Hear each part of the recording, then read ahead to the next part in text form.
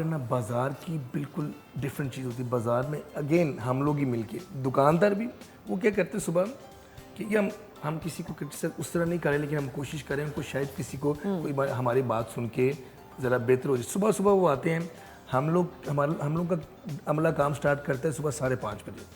सुबह 8-9 बजे तक हमारा प्लान होता है सारी दुकानों को और बाज़ारों को क्लियर कर दें।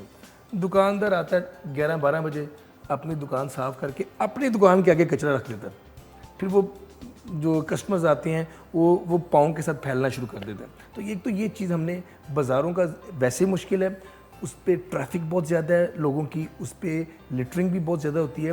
तो दुकानदार हमें थोड़ा सा हम उनको कोशिश कर रहे हैं कि वो हमें हमसे कोऑपरेट करें कि अपना कचरा इकट्ठा करके यहाँ दुकान के पास रख लें। या ये एक्चुअली रात को होता है, पाकिस्तान में थोड़ा सा डिफरेंट चल रहा है।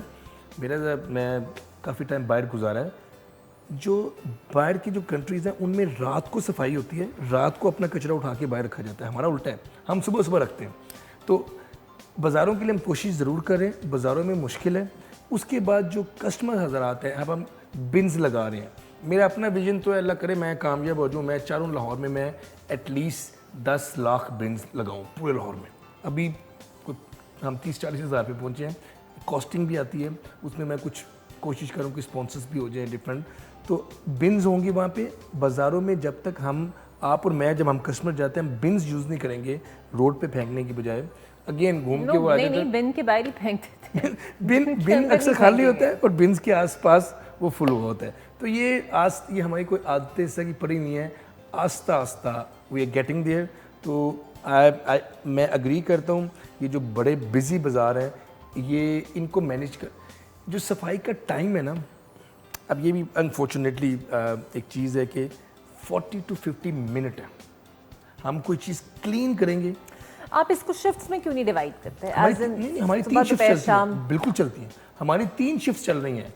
हमारी पहली शिफ्ट सुबह 5:30 बजे स्टार्ट होती है, दूसरी शिफ्ट दोपहर को 2 बजे स्टार्ट होती है, तीसरी शिफ्ट रात को 9 बजे स्टार्ट होती है। नहीं, ये जो 2 और 9 वाली है, ये बाकायदा वो क्लीन मैनुअली कर रहे होते हैं जो छोटे बाजारों में, बिकॉज मैंने शाम में तो नहीं देखा। नहीं, हमारे जो फर्स्ट शिफ्ट है वो तो पूरा लाहौर करते हैं। सेकंड शिफ्ट में हम मेन रोड्स और बाज़ार करते हैं, और जो थर्ड शिफ्ट है वो सिर्फ मेन रोड करती है। वो तो अगर हम 100% 3 शिफ्ट नहीं कर सकते, क्योंकि ऑलरेडी हम 18,000 लोगों से काम कर रहे हैं और हम 3 शिफ्ट चल रहे हैं।